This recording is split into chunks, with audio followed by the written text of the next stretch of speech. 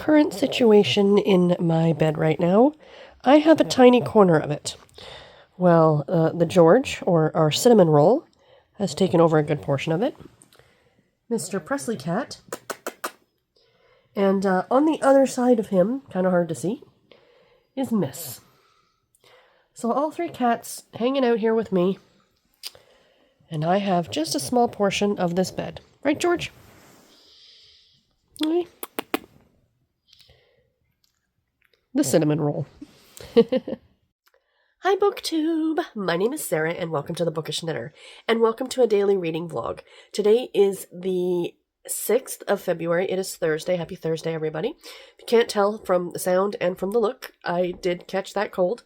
I did post yesterday in my community tab that I took a break yesterday. I spent most of the day in my jammy jams, kind of just hanging out. I did a lot of reading yesterday. I finished 2 books yesterday, actually. But yeah, I just wanted to do a very quick pop on here. This is not going to be very long. Just to say hi. I am fine. There's nothing wrong. It's just a cold. It's just congestion mostly. I do have a bit of a cough, but that is mostly like when I lay down, which, as you all know, when you get sick, when you lay down and stuff starts to drain, it's unpleasant. So yeah, that's a thing. But yeah, I've just been kind of just relaxing around the house. And that's about it. So yesterday I finished reading Double Love by Francine Pascal, the first book in the Sweet Valley High series. It's a 5-star read because it is the first book in the series. It will always be a 5-star read for me. I also finished reading yesterday Diving into Forever by Laurel Greer, which is the first book in the, Love at Hideaway Wharf series, and I gave that book 3 stars. Again, I will talk more about it on Monday. I'll talk more about both those books on Monday. Give my full reviews for both of them. So that is what I finished yesterday. And what am I currently reading? So I'm still listening on audio to When Dimple Met Rishi. I'm about 75% of the way through that one. I should actually get that one done tomorrow, maybe.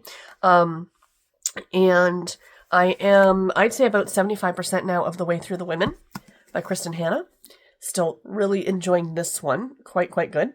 I did start Secrets by Francine Pascal, which is the second book in the Sweet Valley High series. I started that yesterday morning, and I haven't started it yet, but I'm going to, because, I always have to have a category romance book on the go. The Widow's Bodyguard by Karen Whitten. So it's that one up there in the corner. Because I've got the box set here out from the library, so it's that one in the corner there. So yeah, I'll be starting that one. So like I said, short and sweet, you guys. What has been going on? So, I don't know if I mentioned this. It's been a little not stressful. I shouldn't say too stressful. The last couple days. So when I was at the hospital on Monday, the one thing that I discussed with the doctor was the forms that I need to fill out for my insurance, because I am currently without any form of income. I was getting not a subsidy. I was on unemployment or employment insurance from the government from the time I went into hospital up until early January. So I got about a half a year of that. And it ended, like I said, in early January. And now I need to go through work and get my disability insurance, essentially. So I need a doctor to fill out some of these forms. I have filled out the bulk of them myself, and it's a lot, you guys. It is a lot. Anyone who's had to go through any kind of insurance forms for anything like this, it's a hassle. So after a lot of back and forth with the hospital, I thought it was like one of the cardiologists at the hospital that needed to fill this out. That's what makes sense to me. But no, it turns out it's actually my family doctor that needs to do this. Why they couldn't tell me this 2 months ago, I don't know. But I finally got a straight answer on Monday. So now I have to see my family doctor to get her help. And I don't have an appointment with her until the end of February because she's on vacation.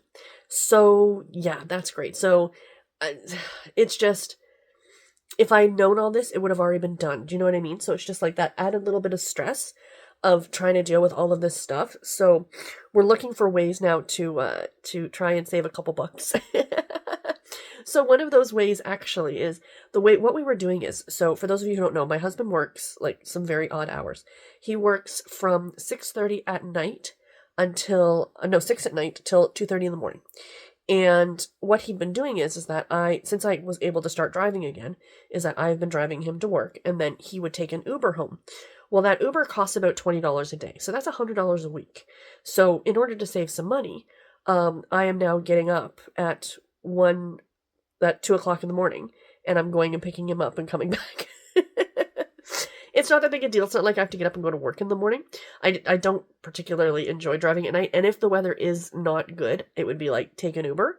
I wouldn't go back out in that. Like if it had snowed or something like that, I'd be like, dude, just take an Uber.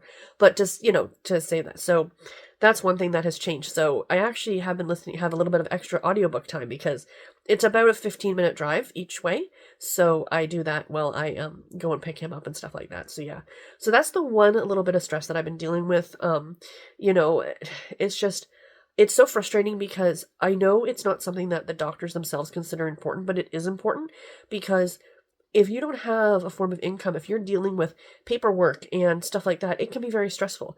And if you're coming off of a major surgery and something like that, and you're dealing with not only healing from the surgery, but you're also dealing with the stress of all this insurance forms and all these other things that they don't make easy to do. Like the amount of information that they want for these things, it's crazy. I mean, I understand they don't want anybody like fudging the system, if you will, but like, come on, you know what I mean? Like, I had a heart transplant, like, I think I can take some time off. Like my doctor and I were talking about, because originally I was thinking about trying to go back to work a bit earlier than the typical, not the typical, but and it turns out that he's like, no, I would really prefer you to wait the full amount of time, mainly because you might feel like $1 million. Like before I got sick, like before I got this cold, day to day I felt really good. I feel really good. Like right now I feel worn out and tired because I have a cold. But if I didn't have this cold, typically I feel really good. And like his point is, he goes, as you go into work, you go back to work, you're like, hey, I feel like $1 million. I can go back to work. He goes, and then by noon you're dead on your feet because you're not used to this. Your body still isn't healed. He's like, here in Canada, if you have a baby, if you give birth, you can get up to 18 months of maternity leave.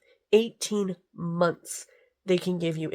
Typically it's a year, but now you can get up to 18 months. And he's like, you had a heart transplant.